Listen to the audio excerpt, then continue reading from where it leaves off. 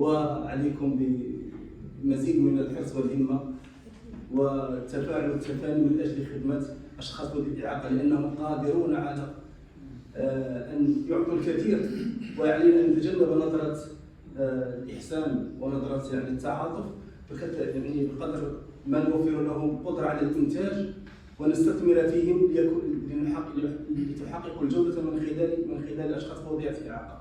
والسلام عليكم ورحمة الله. شكرا كلمة استكالي.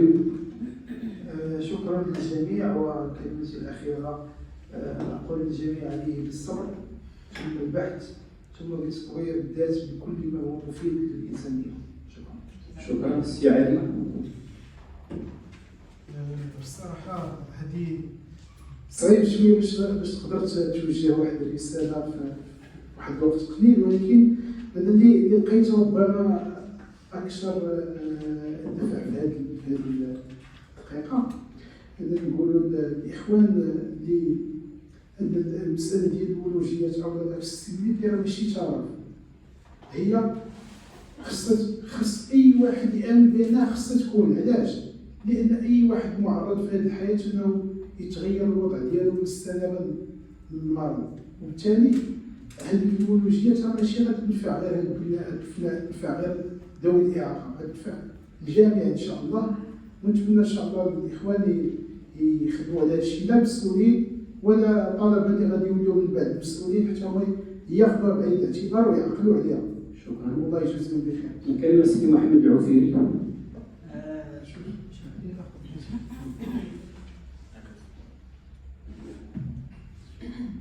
السلام عليكم. الكلمة اللي نقدر نقول هي من سار على الدرب وصل.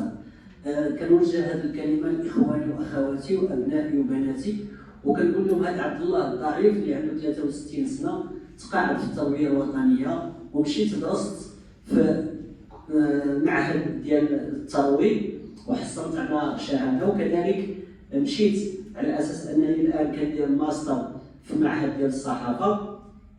والأساس هو أنه الإنسان يتحدى يوصل.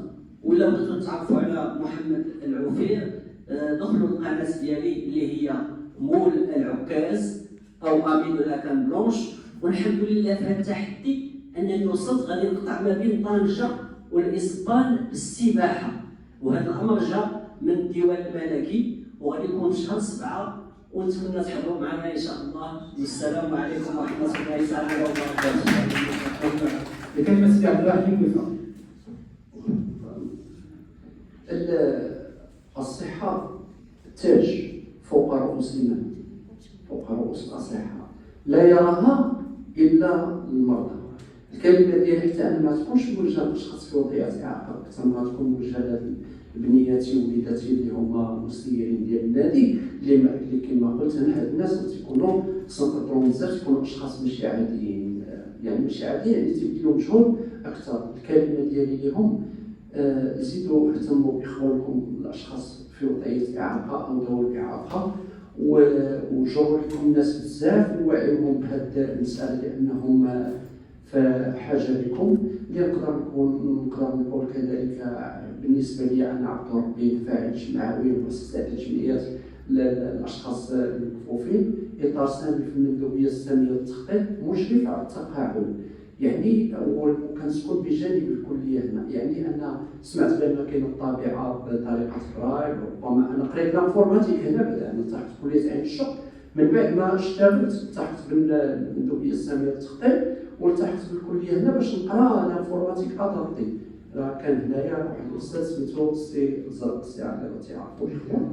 فيعني حنا هنا درسنا هذا، فاحنا يعني نقول لكم اننا مستعدين مع الاخوان ديالنا في وضعيه الاعاقه بصريه، لان الاعاقه الاخرين اللي ما كنحيطوش بها. السي علي راه كنت عملت ثانويه واحد ديمونستراسيون او تكوين على الطابعه بآلة برايل، كان كتبوا هاد الامور هذا.